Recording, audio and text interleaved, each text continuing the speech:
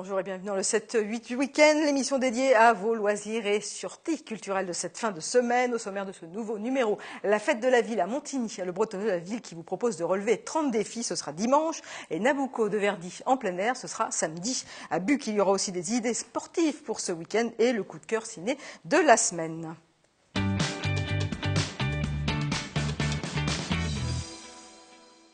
Et on commence tout de suite avec la fête de la ville à Montigny, le Bretonnais. Une journée festive donc est organisée dimanche pour relever le challenge tous ensemble. C'est réservé aux Igny-Montins, mais pas seulement. Et pour en parler avec nous, Marie Toussaint, bonsoir. Vous êtes conseillère municipale déléguée à l'événementiel, donc à la mairie de Montigny. Je l'ai dit, c'est une opération. Il y a 30 défis qui vont être à relever par les Igny-Montins, mais pas seulement. Tout à fait. De quoi s'agit-il? Donc toute personne présente sur le site de Parc des Sports de la Couldre est invitée à participer à ce challenge. Donc pour participer à ce challenge, elle devra représenter le quartier de son choix. Alors il faut savoir que la ville est donc divisée en 8 quartiers et le but c'est de relever un challenge pour son quartier préféré. Alors soit le quartier où on habite, soit un quartier qu'on a envie de représenter. Le quartier de cœur que vous choisirez. Donc, pour participer à ce challenge, nous avons choisi d'identifier chaque quartier par un bracelet de couleurs, ainsi qu'une carte de 25 points. Chaque carte complétée par les défis, les 30 défis qui seront proposés par les services des sports, services culture et services jeunesse, ainsi que les associations présentes. Donc, chaque défi concrétisé, réalisé, rapportera un point. La carte de 25 points complète donne droit à une balle qui sera mise dans une vasque à cet effet. Donc la vasque représentant le quartier pour lequel vous avez souhaité concourir. Et à l'issue de la journée, on regardera la vasque qui aura le plus de balles. Qui aura le plus de et qui balles rapportera le challenge. Il y aura peut-être des ex-aequo. Tout à fait. Donc, il y a un règlement pour les ex-aequo. Voilà, donc on comptabilisera toutes les cartes de chaque quartier et à l'issue de cette comptabilité, on aura trouvé un gagnant, un vainqueur pour ce challenge. Donc je l'ai dit, plus de 30 challenges à relever au Parc des Sports de la Couldre. Ce sera donc ce dimanche entre 11h et 18h. Il y a quoi comme challenge, par exemple, qu'on peut relever? Parce que vous avez dit que les associations, effectivement, y participent. Tout à fait. Donc, nous avons des associations culturelles, style Scrabble, les dames noires, les échecs. Dans les sports, par exemple, nous avons le golf, le tennis de table, le tennis, le foot, le rugby, Il y en a encore plein d'autres. Il y en a encore énormément. Il y a aussi du tir à l'arc. Enfin, il faut être bon un peu partout. En gros, il faut être bon un peu partout, quoi. 22 associations sportives seront présentes, 6 associations culturelles. Nous avons également le service jeunesse qui nous fait aussi, qui aura des animations sur place, style catapult. Il y aura aussi des scènes musicales qui seront proposées. Tout à fait. Donc, durant toute la journée, nous aurons une chorale qui viendra nous faire une prestation. Il y aura également l'école de musique du Manet. Et à l'issue de la soirée, à 19h, après la remise du challenge pour le quartier gagnant, qui sera remise par Monsieur le maire, Monsieur Michel Laugier. Donc à l'issue de ce challenge, nous aurons un spectacle par Alpha Project. D'accord, donc c'est vraiment une journée très complète. Voilà, de 11h à 22h. De 11h à 22h, mais pour les défis, c'est 11h à 18h. C'est important de dire que c'est gratuit. C'est gratuit, tout à fait. Et qu'on peut vraiment tous participer. Alors les Igny-Montins, évidemment, sont invités à participer pour représenter leur quartier, mais si vous n'êtes pas Igny-Montin, vous pouvez aussi participer pour soutenir le quartier de votre choix, de votre cœur, ou un quartier que vous aviez anciennement habité, par exemple. Il n'y a pas de souci, c'est vraiment ouvert à tous, ça c'est important de le mentionner. Le but, c'est vraiment de faire quoi? De la cohésion entre les quartiers, ou permettre aussi aux associations de se rencontrer entre elles. Tout à fait. Donc ça permet aussi donc de se rencontrer par quartier et les autres quartiers de la ville, sachant que nous avons 8 quartiers, de découvrir les associations, parce qu'il y a beaucoup d'activités proposées et ça permet de découvrir les différentes associations de la ville. Nous aurons également la possibilité de se retrouver en famille. C'est complètement ludique. Nous avons également, j'ai oublié de vous le dire, 10 structures gonflables, style Interville. Et je pense que ça plaira aux plus jeunes comme aux moins jeunes. Pour les tout petits, nous avons pensé aussi à eux et on aura une pêche à la ligne. Donc dès 18 mois, 2 ans, vous pouvez participer à ce challenge. Merci beaucoup Marie-Toussaint d'être venue sur le plateau de 7-8 Week-end. Donc je rappelle, la fête de la ville à Montigny-le-Bretonneux, on l'aura compris, c'est pour les Unimontains, mais pas seulement, et c'est surtout pour toute la famille, à partir de tout petit pour la pêche à la ligne, c'est 18 mois, hein, vous m'avez dit. Tout à fait. Hein, donc c'est vraiment, dès l'âge de 2 ans, vous pouvez venir participer à la fête de la ville, ce sera ce dimanche pour les défis à relever de 11h à 18h au Parc des Sports de la Coule, et c'est gratuit. Merci beaucoup Marie-Toussaint d'être venue sur le plateau. Allez, une fête de la ville en cache une autre, retour sur la fête de la ville de Trappes, c'était le week-end dernier. C'est ce qu'on appelle le anchari, et il y a le pilao. D'accord. Et puis il y a du manioc et la saveur des îles. D'accord. C'est-à-dire c'est la base de notre nourriture. D'accord. Au niveau des Comores. Qu'ils soient comoriens, sénégalais ou bien marocains, ces plats ont un point en commun, ils mettent l'eau à la bouche. La diversité était le seul mot d'ordre samedi dernier à Trappes pour la fête de la ville. Les habitants étaient invités à se retrouver à travers une journée ponctuée de concerts et d'animations en tout genre. Bonne journée. Aujourd'hui, c'est le 2e jour du Ramadan, mais quand même, j'ai préparé à manger chez moi. Et je suis venue avec les enfants faire la fête, voilà. En fait, c'est chaque année, donc des fois, ça nous manque et on est contente d'être ici. De nombreuses activités réparties sur plusieurs lieux, faire une partie de baby-foot au gymnase Rousseau ou bien profiter d'un concert au stade Graveau, il y en avait pour tous les goûts, mais aujourd'hui, place au cru local. C'est très important justement de faire vivre ce vivier artistique qu'on a à Trappes. L'exception qu'on fait cette année, c'est d'offrir à un groupe qui sera élu vainqueur de ce petit crochet l'enregistrement d'un 2 titres. Et ces groupes, les voilà, du R&B au reggae, en passant évidemment par le rap, la musique avait pris de l'avance sur sa fête. Revenir ici, refaire affaire au public, c'est un bonheur, c'est un bonheur. Et tout le monde me connaît, ils sont venus pour moi et pour d'autres, et ça m'a fait plaisir. Une bonne ambiance, les petits, il y a tout ce qu'il faut, et ça fait plaisir que la ville de Trappes change. Pour Nixia, c'est la consécration, il repartira vainqueur de ce concours. Et pour finir la journée, rien de mieux que d'écouter des professionnels. Pour l'occasion, le groupe Sins Emilia était venu clôturer la soirée. Un avant-goût, la veille de la fête de la musique.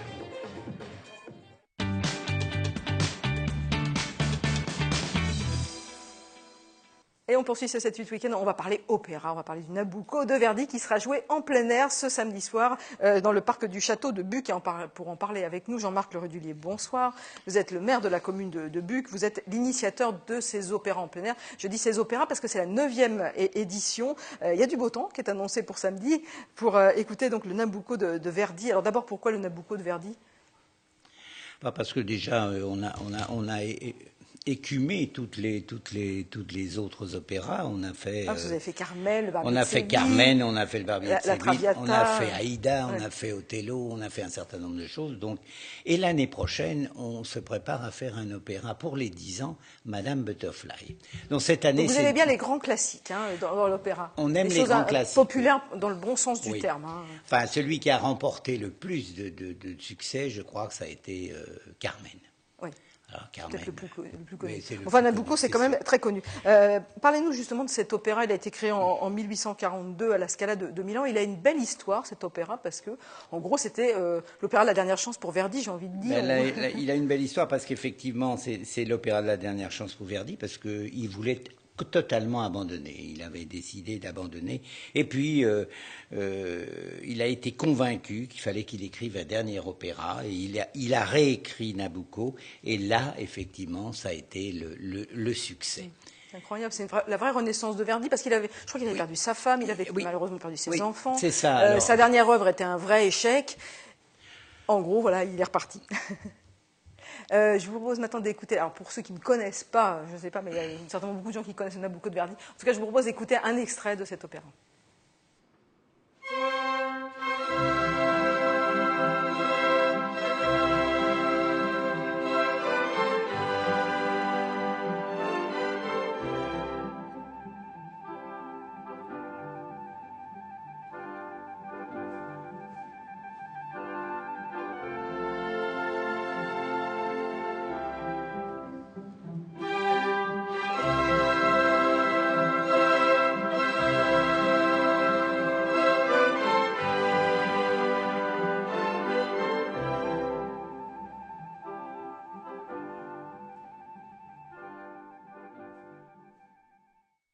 a un petit air, donc je pense que tout le monde aura bien reconnu. Le cœur des esclaves. Ah oui, le cœur des esclaves, tout à fait. Donc le Nabucco de Verdi dans le parc du château de Buc, c'est mené par la troupe Opéra Classica. Alors un mot sur cette compagnie? Alors c'est une compagnie allemande qui est dirigée par Michael Vaccaro et qui a encadré les 9 opéras qu'on a déjà présentés. Donc c'est vrai que on a découvert, parce que nous avons Buc un partenariat avec une ville allemande qui est Bad Schwalbach, et un jour le maire de Bad Schwalbach en 2006 nous a invités dans un château, le château de Braunfeld, à assister à la représentation de la Tosca. Et alors là, vraiment, moi, ça m'a emballé, si vous voulez. Et il cherchait un lieu en région parisienne pour faire... On l'a dit, nous, on a un château. Il est venu voir, il est tombé amoureux du château. Et depuis ce temps-là, eh bien, voilà, ça s'est passé comme ça. Alors cette année, c'est avec l'orchestre du Théâtre National de Constanța, qui est en Roumanie. Qui est en Roumanie, et c'est sous la direction d'un chef d'orchestre allemand, Hans Ars. Combien de chanteurs, combien de musiciens à peu près? Alors les musiciens, il y en a une quarantaine, cinquantaine même. Les chanteurs, alors là, comme il y a les chœurs.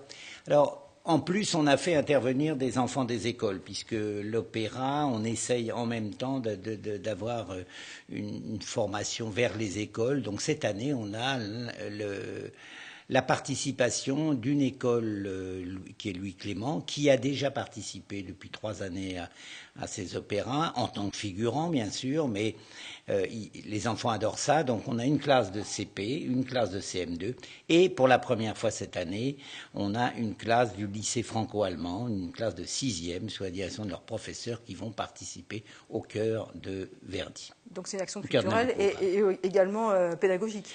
C'est une action pédagogique. Alors souvent dans l'opéra, ce qui est toujours un peu compliqué, c'est de comprendre. Est-ce que est-ce que ce sera sous-titré? Alors là, c'est sous-titré. Cette année, on a pris une nouvelle solution qui devrait porter de bons résultats et de très bons résultats. Parce que l'année dernière, c'est vrai que... Parce que, si vous voulez, on est au mois de juin, c'est les journées les plus longues. Ça commence à 21h et il fait vraiment noir à 22h30, 22h45. Donc là, vous pourrez nous dire qu'on pourra bien lire les sous-titres. Là, on pourra bien lire les sous-titres. Est-ce qu'il y a des moyens techniques qui sont mis en œuvre particuliers? Parce que c'est un opéra qui est en plein air, donc c'est à la fois très, très chouette pour le public de voir ça en plein air, mais au niveau qualité sonore, ça peut des fois être Alors, un peu qualité compliqué, sonore, c'est vrai que les solistes ont des micros sur eux. Ouais. Et c'est vrai que depuis, enfin peut-être pas la première année effectivement, mais après effectivement, Michael Vaccaro avait décidé de mettre ça. Et depuis qu'on a mis ce matériel en place, de toutes parts, on entend bien. On entend très bien. Et on entend très bien. De toutes parts, parce qu'il y a beaucoup de monde. Vous pouvez accueillir beaucoup de monde. Là, je crois que vous m'avez dit, vous avez vendu 1000 places. On a déjà vendu 1000 places. Et vous avez une jauge de 1300 places. On a 1300 à peu près places. Et je pense... Un petit zénith. Je pense que cette année, ça sera complet. Ça sera complet. Donc le Nabucco de Verdi, c'est samedi à partir de 21h au théâtre, dans le parc du château de Buc, du château de Buc, voilà. Les tarifs sont entre 20 et 35 €. J'en profite puisque j'ai un maire en plateau pour évidemment lui poser la question sur le financement. On sait que les villes connaissent des baisses de dotation de l'État et c'est parfois un peu compliqué. Vous, au niveau par exemple de votre politique culturelle, est-ce que vous avez dû revoir certaines choses à la baisse ou là finalement votre opéra il est... Non, nous pour l'instant, c'est vrai qu'il y a des baisses de dotation, mais nous avons décidé de privilégier comme la culture, si vous voulez, on a décidé de la privilégier. Donc les grands événements culturels que nous faisons restent et on doit rester. Alors on fait appel maintenant à des sponsors, c'est sûr. On a cette année encore... par exemple, excusez-moi, c'est un financement 100% municipal ou l'agglomération de Versailles-Grand-Parc qu'elle a derrière? C'est un 100%, pas tout à fait 100%. Il y a une subvention qui nous vient du Conseil régional d'Île-de-France, une petite subvention qui nous vient du conseil départemental et puis un petit peu de notre agglomération. Le reste, la totalité est assurée par la ville. Et ça continue? Et ça être rassuré de la même façon. Merci beaucoup Jean-Marc Le Rudulier Voilà. d'être venu sur le plateau du 7-8 Week-end nous parler donc de Nabucco de Verdi qui sera joué en plein air donc ce samedi à partir de 21h dans le parc du Château de Buc. Merci beaucoup. On va continuer, on va rester dans le domaine musical. 240 enfants de l'agglomération de Trappes, Elancourt et Montigny se sont produits sur la scène du Théâtre National de Saint-Quentin en Yvelines. Ils ont interprété un opéra, alors non pas le Nabucco de Verdi, mais Hansel et Gretel d'après un conte de Grimm. 8 mois de travail pour réaliser cette performance. Des images signées Maxime Lemaine.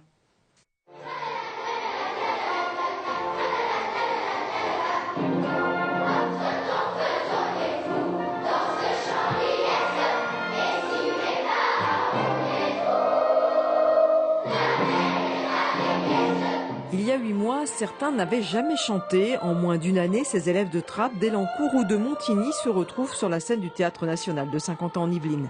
Ils interprètent un opéra, rien que cela, Hansel et Gretel. Au début, c'est difficile parce qu'ils ne savent rien. Ils n'ont pas l'habitude de chanter, ils ne savent pas respirer, ils ne savent pas se tenir. Ils n'arrivent pas à se concentrer suffisamment. Moi, je demande 50 minutes de concentration. Et voilà, et après ça repart petit à petit, ils rentrent dans le projet, ils commencent à comprendre l'histoire, on fait des chansons, on fait des jeux, il faut être ludique et il faut être très patient et il faut aimer les enfants et après ça marche. Gabriella nous apprenait à être droit, à écouter, à bien chanter et surtout à être bien. J'ai ressenti énormément de joie, on était tous heureux, tout le monde a applaudi après, c'était magnifique.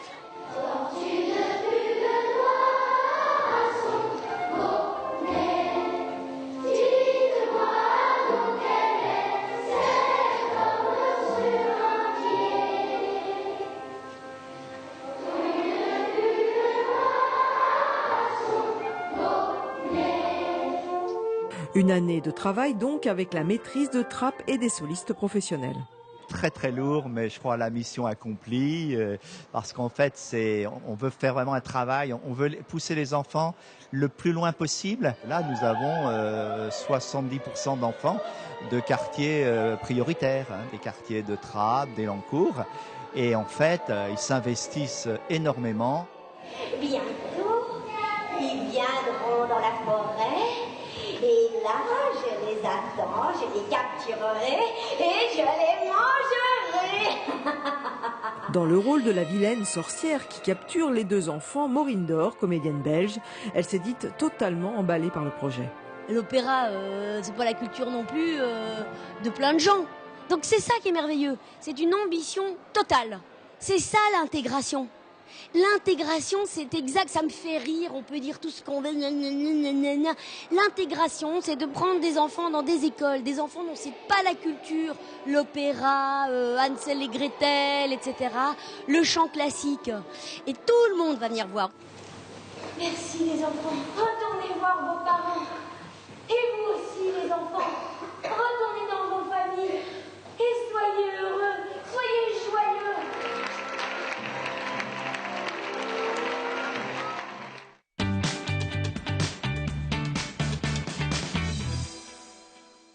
Et nous poursuivons ce magazine avec le coup de cœur ciné de la semaine. Il est signé Gaël Pinault du Grenier à Sel de Trappes. Bonjour, cette semaine, notre coup de cœur au Grenier à Sel, c'est le film Naruto The Last. Pour la première fois, Naruto arrive sur grand écran en France. C'est la conclusion de la saga. Ça fait 15 ans que Naruto est sur le petit écran à la télé. Et donc pour l'épisode final, pour la fin de l'histoire de Naruto, vous pouvez le retrouver au cinéma. C'est un film que l'on propose en version française. Il dure 1h52. Donc je ne vous dévoile pas l'histoire et la suite pour les fans connaissent tous. Et pour les néophytes, vous pouvez très bien découvrir aussi cet épisode ultime qui pourra peut-être vous donner envie de voir la fabuleuse saga.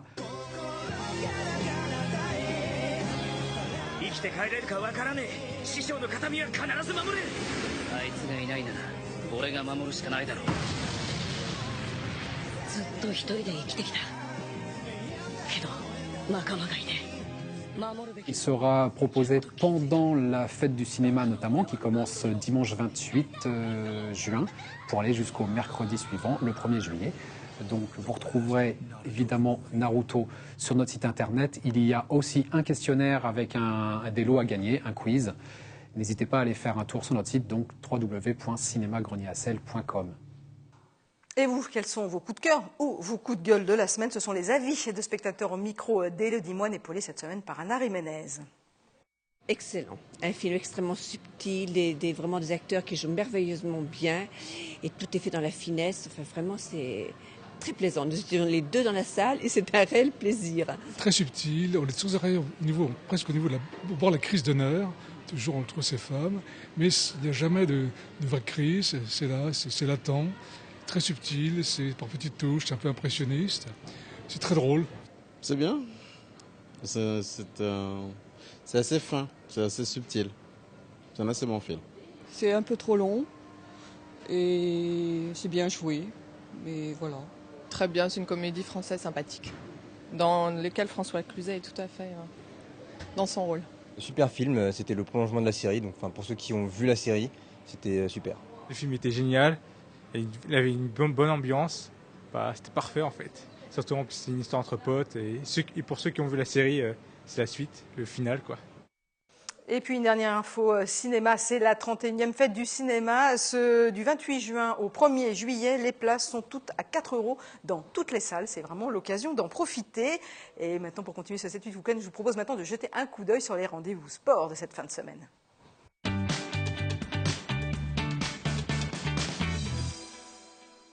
Et on commence par du tennis de table. C'est à Plaisir. Une centaine de joueurs âgés de 10 à 60 ans va s'affronter au gymnase Eken, donc à Plaisir. Le tournoi permettra de clôturer la saison, mais surtout de récolter des dons pour développer le tennis de table au Togo. Et l'équipe nationale de ce pays africain sera d'ailleurs présente pour cet événement. Le tournoi est programmé dimanche de 9h30 à 18h. Et les cérémonies protocolaires, et oui, il y a des cérémonies protocolaires, elles sont organisées à partir de 16h30. Les arts martiaux également à l'honneur ce week-end. La ville de Guyancourt accueille l'Open des Yvelines Taekwondo de 7h30 à 20h au gymnase de l'aviation. Cet art martial d'origine sud-coréenne est très impressionnant. Les sportifs peuvent en effet utiliser leurs pieds et leurs poings pour combattre. Et si vous voulez assister à cette manifestation, l'entrée est libre. Et puis un sport dont on ne parle pas souvent, mais qui, d'après ce qu'on m'a dit, a beaucoup la cote auprès des jeunes aujourd'hui. Toujours à Guyancourt, il y aura de la pétanque au centre sportif Les Trois Mousquetaires, un concours ouvert à tous organisé pour fêter la fin de l'année. Le niveau risque d'être élevé. Les meilleurs joueurs du département seront présents pour ce rendez-vous et les parties sont programmées entre 13h et 22h. Et pour finir ce 7-8 week-end, je vous propose maintenant une page exposition.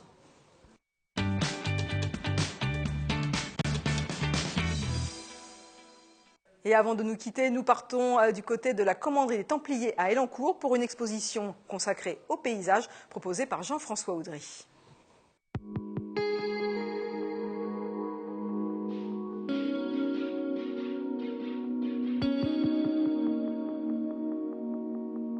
Jean-François Audry ne travaille pas sur ce qu'il voit dans le réel ou à travers des photographies. Il invente ses paysages. Pour mieux comprendre son travail, Oriane Prévost, médiatrice culturelle, nous a servi de guide. Il représente des paysages qui sont inventés. Mais dans chacun de ces paysages, eh bien, on peut trouver la trace de l'activité humaine. Alors on ne va jamais trouver d'être humain, l'être humain n'est pas représenté, mais à chaque fois vous avez vraiment la trace, les stigmates de l'activité humaine. Vous allez avoir des trous, des routes, des creux, vous allez avoir des talus. On voit qu'il y a eu quelque chose, peut-être un paysage post-industriel ou alors des paysages agricoles ou des endroits où il y a eu des carrières peut-être. Enfin en fait on voit vraiment ces traces de l'activité humaine.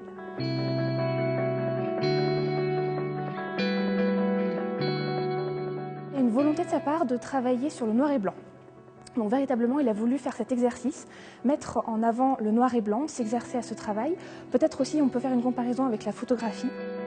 On s'aperçoit en regardant bien les œuvres que finalement, il y a de la couleur.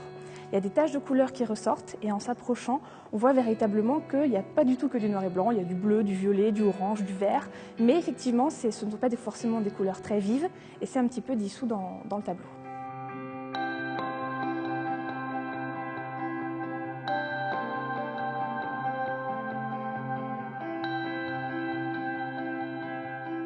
On se rend compte, en fonction du point d'où on regarde le tableau, que certaines choses peuvent sembler très structurées, très précises, et quand on s'en approche, eh bien, finalement, tout est flou. Donc une tache qui, de loin, peut faire penser à un arbre, dès qu'on s'approche un petit peu, mais même sans être à 10 cm, en étant à 50, voire 1 mètre, eh bien, finalement, ça devient qu'une tache parmi d'autres.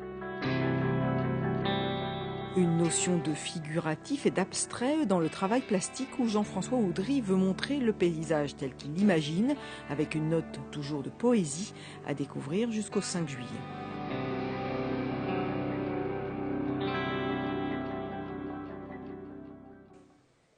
Cette édition est maintenant terminée. Merci de l'avoir suivie. Je vous souhaite un excellent week-end. À très bientôt.